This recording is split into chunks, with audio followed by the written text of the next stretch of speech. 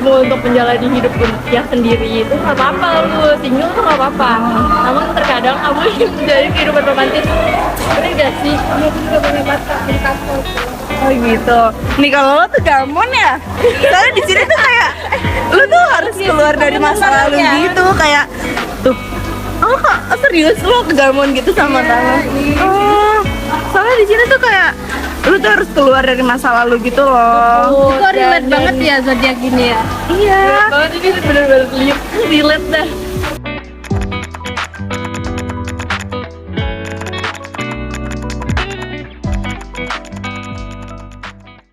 Setelah melihat contoh tindakan dari perbuatan syirik kecil tersebut, izinkan saya menjelaskan kembali mengenai apa itu syirik. Syirik adalah tindakan mempersekutukan Allah. Syirik terbagi dua, yaitu yang pertama syirik dalam rububiyah.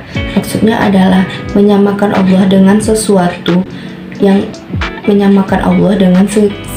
yang lain dalam hal rububiyah yang menjadi kekhususan Allah. Contohnya yaitu menciptakan, menghidupkan, mematikan, dan memberikan rezeki.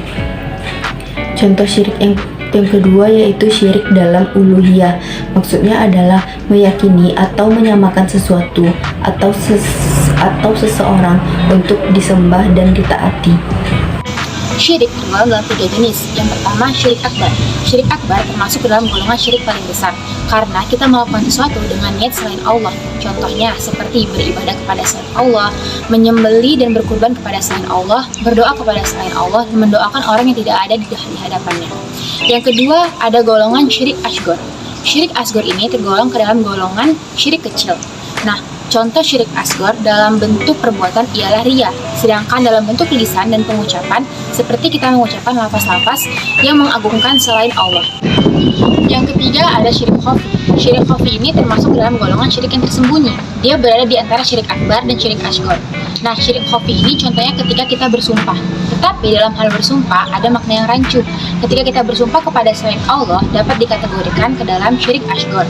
Sedangkan ketika kita bersumpah dengan niat untuk menyamakan keagungan Allah Subhanahu wa taala, itu sudah termasuk dalam golongan syirik akbar. Setelah mengetahui pengertian dan jenis-jenis syirik, berikut beberapa bahaya dari perbuatan syirik. Yang pertama, perbuatan syirik merupakan salah satu dosa yang besar dan kezaliman terbesar.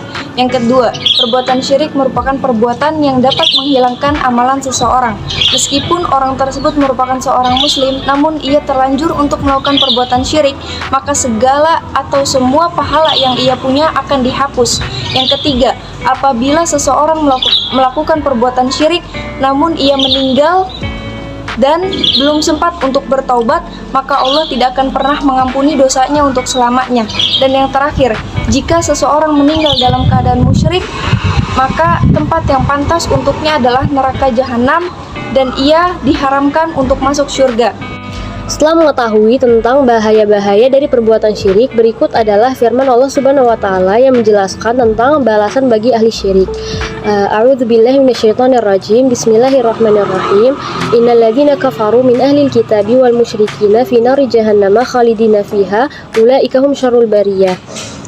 Surat Al-Bayyinah ayat 6 yang artinya sesungguhnya orang-orang kafir yakni ahli kitab dan orang-orang musyrik akan masuk neraka jahanam, mereka kekal di dalamnya dan mereka adalah seburuk-buruk makhluk. Adapun hadis yang dibawakan oleh Abdullah bin Mas'ud radhiyallahu anhu yang bunyinya man mata wa huwa yad'u min dunillahi niddan dakhalan nar, rawahul Bukhari.